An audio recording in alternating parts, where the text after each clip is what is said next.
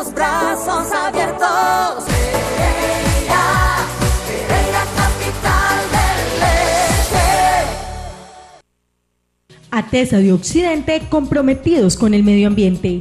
Conozca nuestros servicios de barrido, transporte, recolección y disposición final de residuos no sólidos. Hacemos acompañamiento a la comunidad y capacitamos en el manejo de estos, porque juntos tenemos el poder de mantener nuestra ciudad limpia.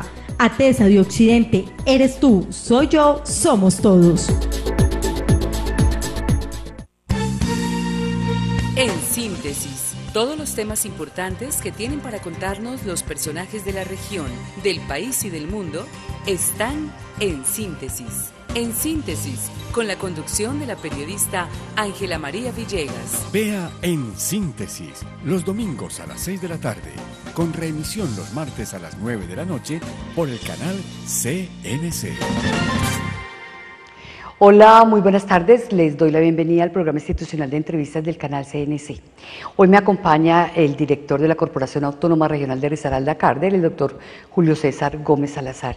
Y lo he invitado por varios motivos. El primero es preguntarle al doctor Julio César qué va a pasar con el cambio climático, qué tan cierto es todo lo que nos dicen, qué tan asustados tenemos que estar, en fin, porque a veces las cosas se vuelven también exageradas, nos preocupamos más de la cuenta. Con él vamos a hablar de ese tema y sobre la situación actual de la dirección de la Cárdenas. ¿En qué sentido? En que su director anterior pues salió porque no fue elegido como era, con las normas que eso requiere, y segundo, porque han fallado, ¿quién falla en este caso?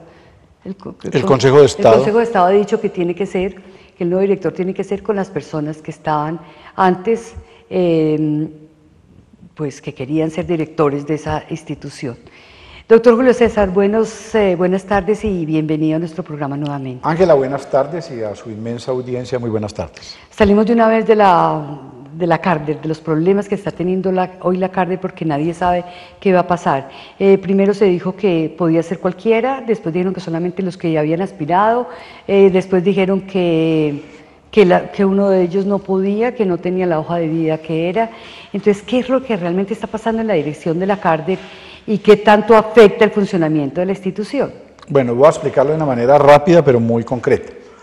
En el 2015 se hizo una elección, digamos, de 4 años al doctor Juan Manuel Álvarez, y una serie de ciudadanos instalaron unas denuncias y unas demandas al Consejo de Estado, a la sección quinta, y ellos argumentaban de que se estaba violando un precepto constitucional de moralidad pública, en el entendido de que los directores de la Cárdenas solo podían ser reelegidos una vez, que en el caso de él ya había estado reelegido por más de una vez, sería su segunda reelección, y esa teoría y esa tesis fue admitida por el Consejo de Estado.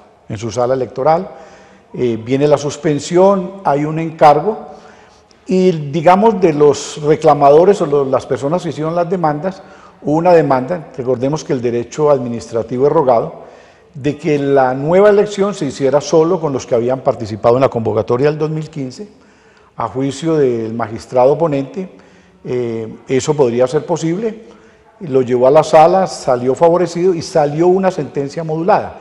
¿En qué sentido? En que debería respetarse la lista original que se había escrito en el 2015.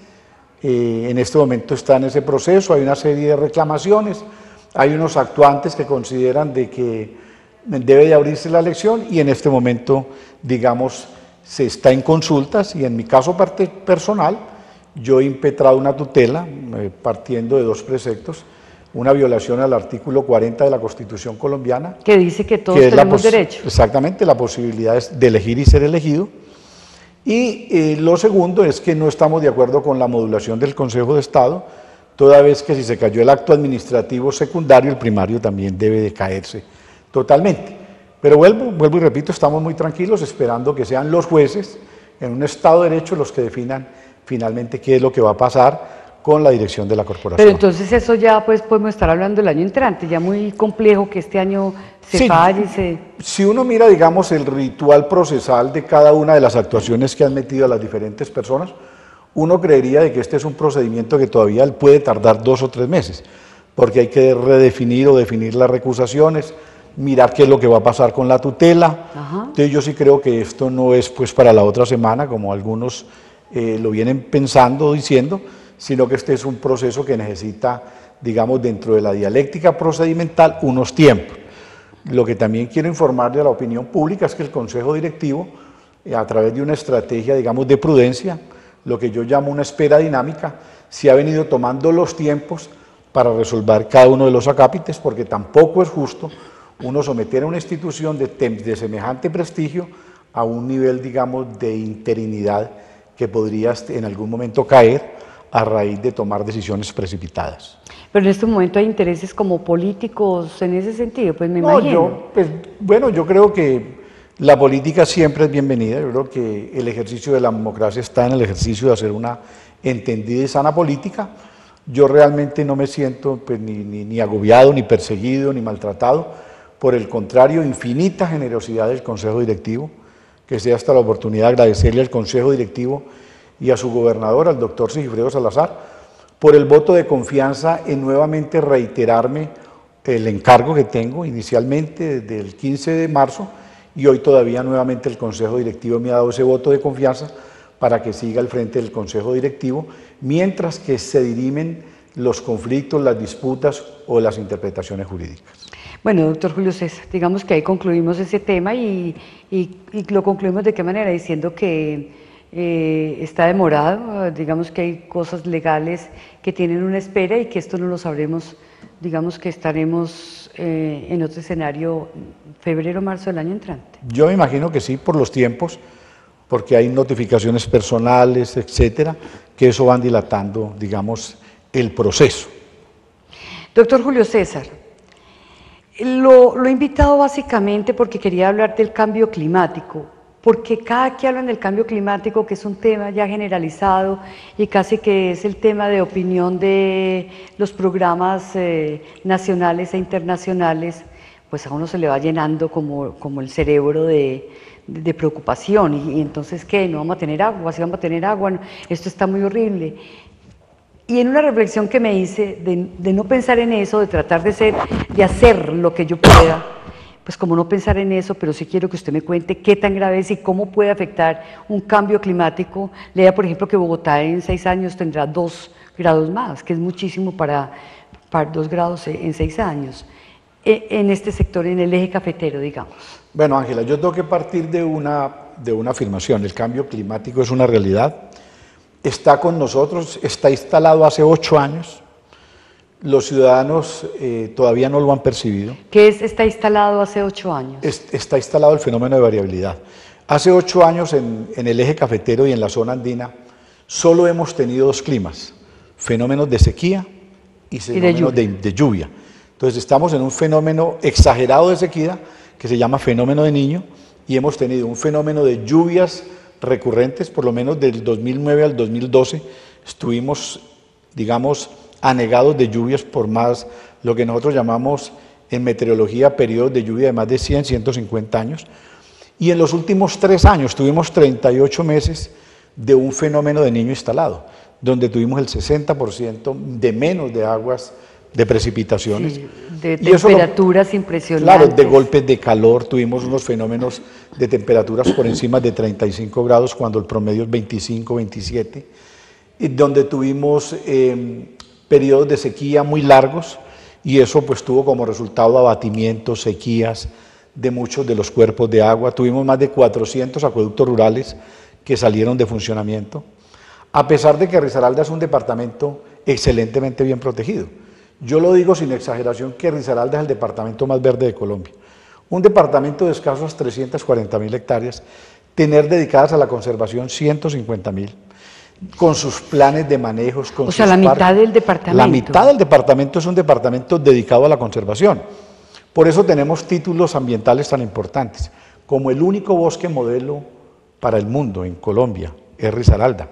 Cuando en las otras categorías de bosque modelo en el mundo son países, para el caso de Colombia, reconocido por la Organización Iberoamericana de Bosques, es Risaralda. Somos paisaje cultural cafetero, somos bosque modelo para el mundo y somos el departamento que tiene mayor protección de sus áreas, con plan de manejo, No es que yo diga, no, es que esta es una zona forestal protectora, no. Nosotros tenemos un plan de manejo que tiene usos, vocaciones, prohibiciones y restricciones. Y así todo hemos tenido embates muy fuertes del fenómeno del Niño. Mire lo que está sucediendo ahora. No estamos en una niña, pero tenemos fenómenos de lluvias y de precipitaciones fuertes que vienen acompañados con huracanes y ventiscas, que era un fenómeno natural que no lo teníamos. Hoy lo tenemos permanentemente. Tenemos un problema de torrencialidad hídrica, y es que concentración de aguaceros en pocas horas. El agua que iba a caer en 3 meses nos cae en 4 o 5 horas. Y en unas zonas definidas. Sí. Entonces tenemos un fenómeno de torrencialidad y avalancha. Si a eso le asumamos desde el punto de vista de la geología, los suelos nuestros son suelos muy jóvenes, son unas arcillas muy jóvenes. Como se saturan, aumentan los niveles freáticos y empezamos a ahora, digamos, en muchas zonas de Risaralda, vemos la conformación de cárcavas en el suelo, que no son otra cosa que suelos saturados que empiezan a moverse, a obstruir, digamos, los drenajes permanentes intermitentes por donde debe pasar toda la escorrentía del agua. Saturados de agua. De agua, y están produciendo avalanchas, y eso es muy grave, digamos, desde el punto de vista de la geología y de la geografía. Y eso que todavía no le hemos sumado variables. Lo que nos dicen los expertos del NOAA y del IDEAN, que digamos son las agencias nacionales e internacionales que tienen las mediciones más rigurosas de cambio climático, es que en los próximos 20 o 30 años vamos a tener variación de clima permanente, 2 grados de temperatura. Y lo quiero explicar de la siguiente manera. Cuando uno aumenta 1 grado de temperatura, desciende desde el punto de vista de latitud 600 metros sobre el nivel del mar. O sea, bajamos. Bajamos 1.200 metros. Y nosotros que estamos a 2.400, bajemos 1.200 y podríamos quedar entre 900 y 1.000. Casi temperaturas costeras. ¿Eso qué implicaría? Que actividades como la agricultura cafetera.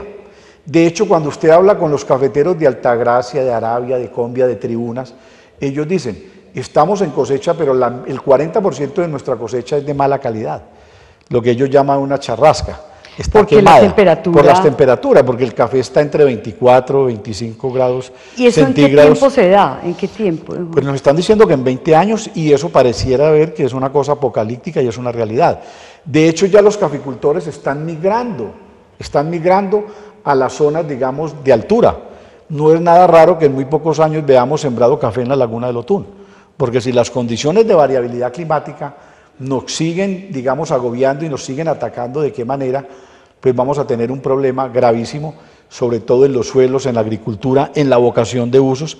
Esta zona andina que estaba, digamos, por disposición de la naturaleza y de mi Dios, dedicado a la agricultura cafetera, podría empezar a desaparecer y empezar a ocupar pisos térmicos mucho más fríos. ¿Fríos pero fríos, hacia arriba, porque claro, el café no es de clima caliente. El café en clima caliente le dan muchos males, le da la broca, le da la araña roja, le dan muchos parásitos, muchas bacterias que todos los días aparecen, y realmente se hace mucho más dificultoso y más costoso. Mire que hoy tenemos una aparente bonanza cafetera, tenemos el café a 1.100.000 la carga, pero tenemos, digamos, una actividad agrícola muy costosa.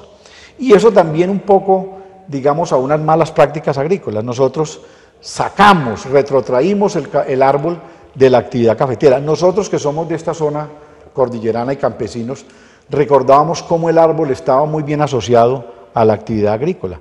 El árbol es un excelente fijador de nitrógeno, le da sombrío al café, evita de que los rayos de luz y los golpes de calor afecten la caficultura. Es decir, doctor, antes de ir a unos mensajes comerciales, la cosa es crítica.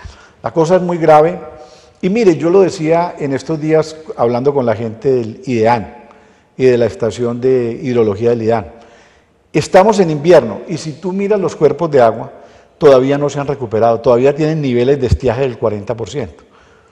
Ahora vamos a hablar un poco del río Tun, que es, digamos, sí, el referido más importante, claro, y el que mejor tenemos estudiado para contarle unas cifras que son preocupantes. Ya vuelvo con el doctor Julio César Gómez y con este tema que es demasiado preocupante y que cada vez hacemos como más porque no sea tan preocupante o para que no pase, pero yo creo que eso ya siguió como su ruta y su destino. Ya volvemos. Ya regresamos. Estamos con Ángela María Villegas en Síntesis.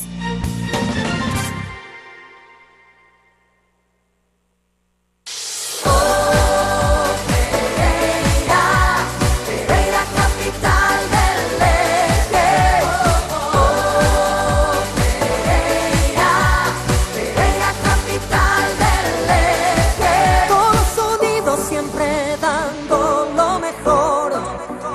Una ciudad con los brazos abiertos.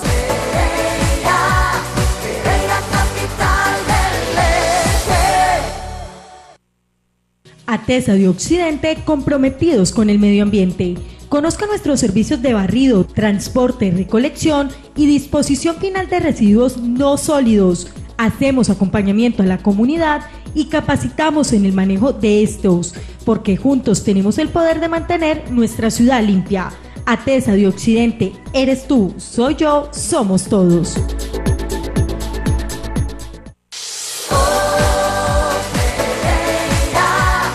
Pereira, capital del eje. Pereira, capital del eje. Todos unidos siempre dando lo mejor. Una ciudad con los brazos abiertos. Pereira, capital del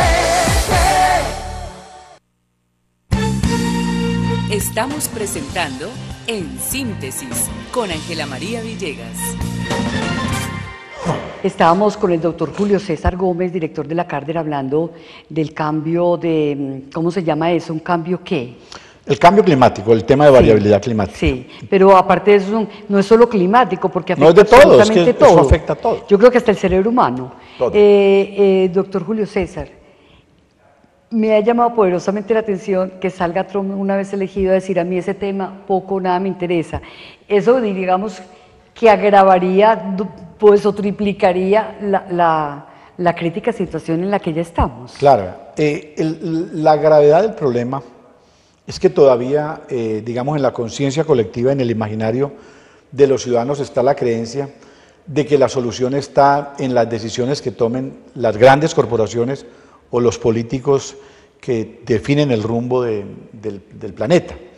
Y yo creo que ahí es la equivocación. Por eso, desde la corporación esta semana montamos toda una estrategia comunicacional y de cultura ambiental y ciudadana que se llama simplemente démosle la vuelta al cambio climático, démosle la vuelta a la variabilidad climática, en el entendido de que el problema para resolver no va a estar en la cabeza ni de Trump, ni de Putin, ni del Partido Comunista Chino, sino que tiene que estar en los individuos que hacen parte de este planeta. Y es que entre todos logremos tomar conciencia, y es primero que tenemos una responsabilidad con las futuras generaciones. Lo segundo, que tenemos una responsabilidad con nosotros mismos. El nivel de degradación del planeta en los últimos 20 años es asombroso. Mire, Ángela, tengamos cifras como estas, patentes. Nosotros hace 100 años éramos 1.700 millones de habitantes. Hoy estamos al borde de 7.000 millones.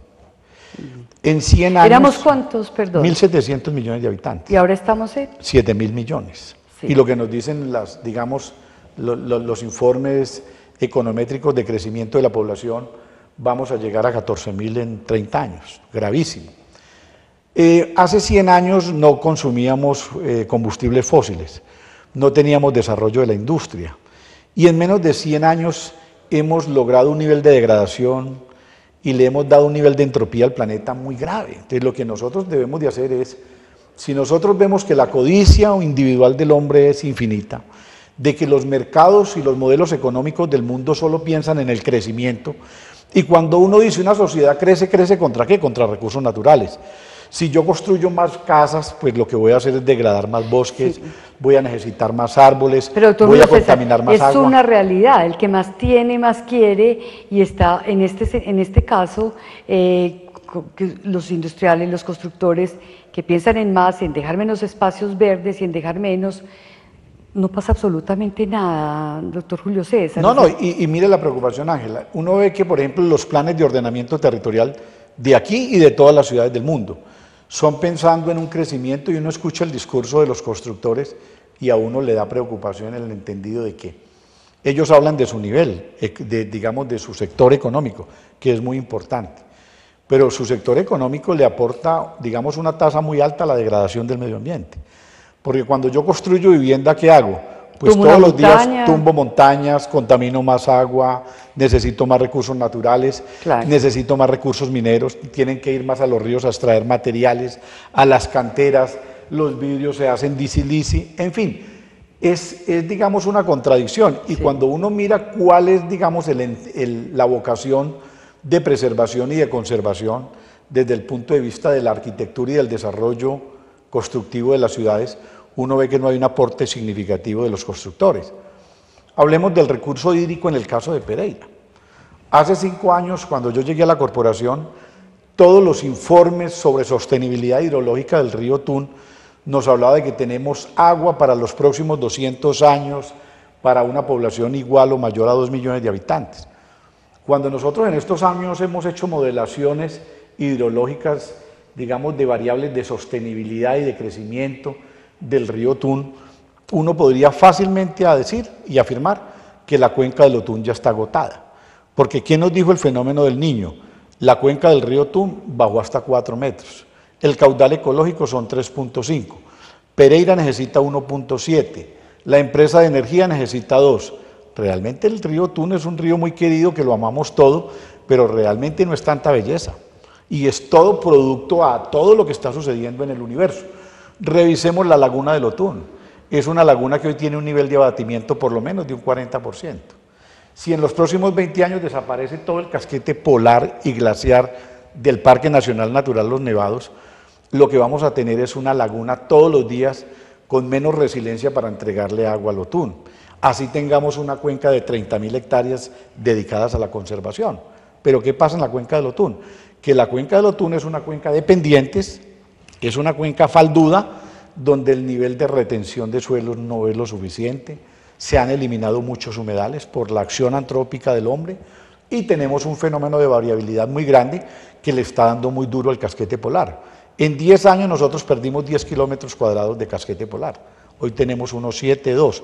Pasamos de 10 años de tener 10, 12 kilómetros cuadrados a tener unos 5, 2 kilómetros cuadrados. O sea, la realidad es bien difícil. Y uno ve haciendo esfuerzos muy grandes al gobierno nacional. Mire que en el COP21 hay unos compromisos de Colombia muy grandes. Pero cuando uno ve las grandes potencias, que son realmente los que consumen el 45% de la energía fósil que produce el planeta, entre los Estados Unidos y la China, se están consumiendo casi la mitad del petróleo que se produce en el planeta Tierra, que es, digamos, un responsable y un determinador muy alto en los gases de efecto invernadero. Pero de todas maneras, 6 veces es como paradójico, doctor Julio César, ¿en qué sentido? En que nunca habíamos tenido campañas tan fuertes, nunca habíamos tenido una juventud pensando en el medio ambiente, unos niños que ya entienden que no se pueden bañar con la ducha abierta. Entonces, si uno ve que en ese sentido todo se ha duplicado y se han hecho esfuerzos que se ven, ¿por qué la cosa es de para atrás y no de para adelante? Porque le dejamos coger mucha ventaja. Realmente cuando fuimos a mirar la capacidad de carga contaminante que tiene el planeta, digamos, el planeta es un sistema, es un cuerpo vivo.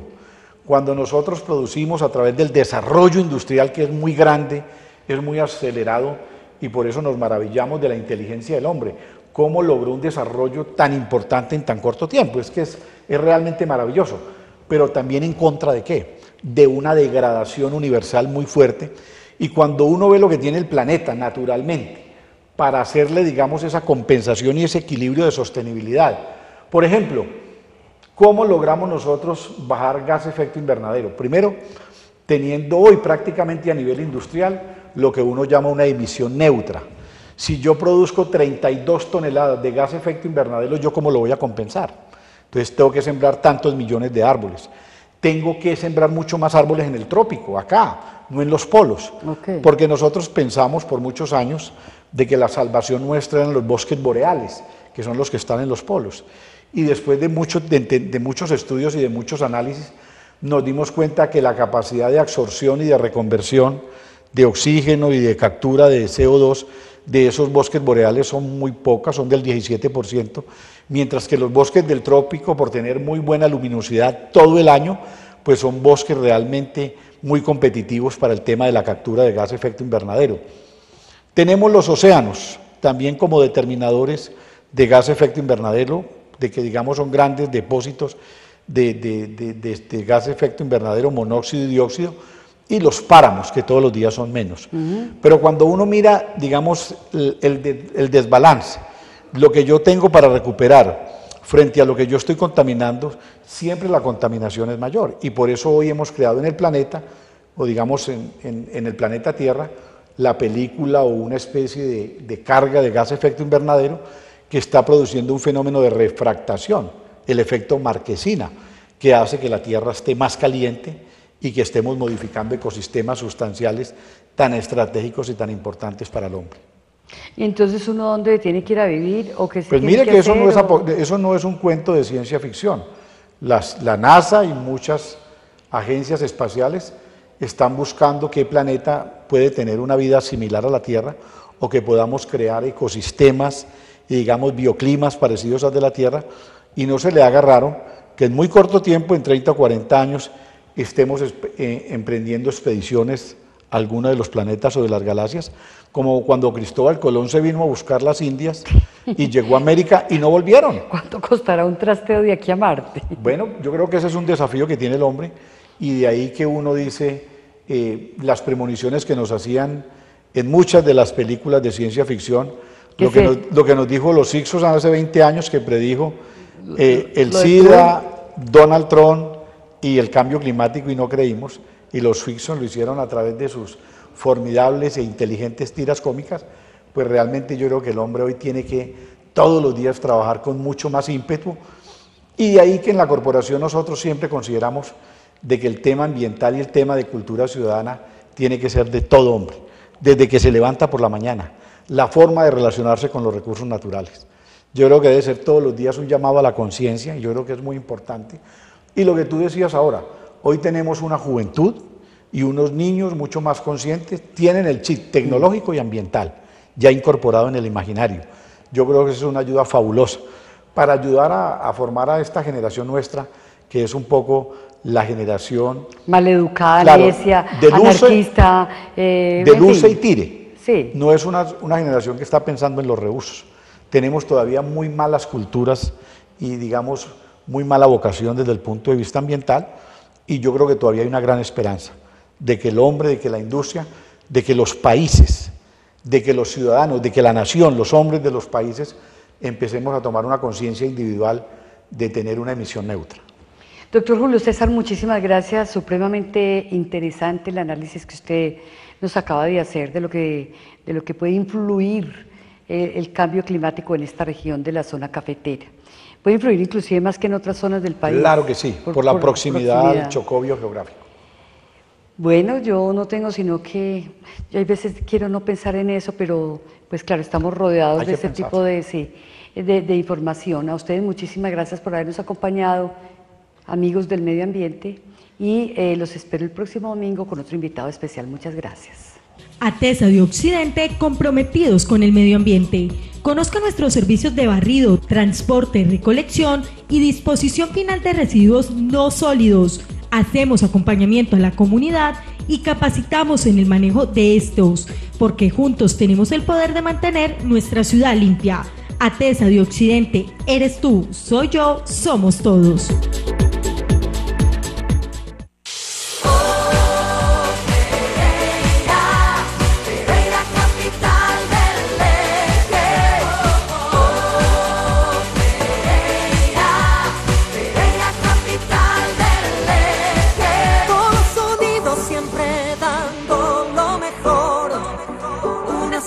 Con los brazos abiertos,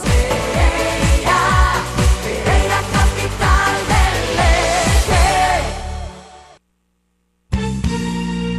eje. En síntesis, todos los temas importantes que tienen para contarnos los personajes de la región, del país y del mundo están en síntesis. En síntesis, con la conducción de la periodista Ángela María Villegas. Vea En Síntesis los domingos a las 6 de la tarde, con reemisión los martes a las 9 de la noche por el canal CNC.